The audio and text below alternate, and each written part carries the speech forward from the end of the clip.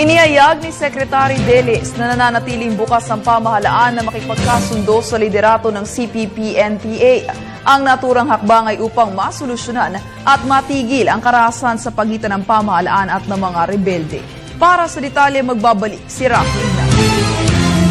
Itinuring na magbibigay presyo sa anumang armed group ang pagbuo ng kasunduang pangkapayapaan sa kahit anong grupo na nais makapagtulungan sa gobyerno. Sinabi ito ni Presidential Advisor on the Peace Process, Teresita Deles, sa nalalapit na paglagda ng Bangsamoro Peace Agreement habang patuloy naman ang mailap na kasunduan ng gobyerno sa CPP-NPA-NDF. Well, the signing of a peace agreement and the settlement of armed conflict with any other group that is in the same country certainly exert certain pressures on any of the armed movement that is not yet moving along those lines. And that's not just military. It's how people look at them. It's how people's expectations are shaped. It's how people will make demands. That if this can be done here in what has certainly been a very difficult peace process, it can happen. Why can't it happen with you as well?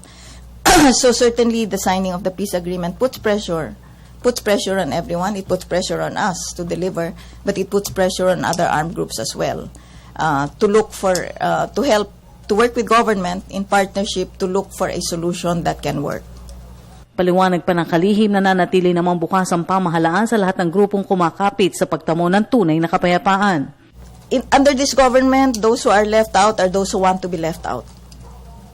So the door remains open to all fronts that want to work together with government. It is still a call to partnership, to all groups, and we will continue to proceed up to the last day of this government to bring that message across.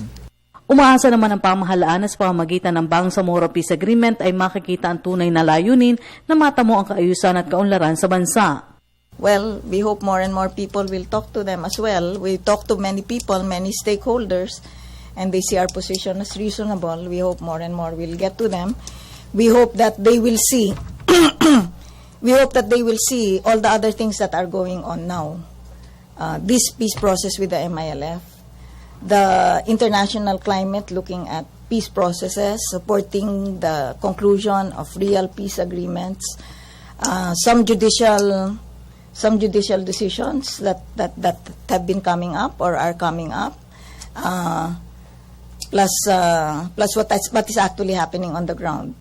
Nagpahayag rin ang kahandaan ng palasyo na makipagpulong si Pangulong Aquino sa mga leader ng CPP-NDF sa tamang panahon. At the right time, would the President be on leadership of the CPP or the NDF? Of course, that is not a question at the right time, which means that there has been enough a grounding made. There has been enough evidence to show that that such meetings will not be used just to score points, but is part of the building the bridge that will be real and sustainable. Para sa Telebisyon ng Bayan, Rocky Ignacio.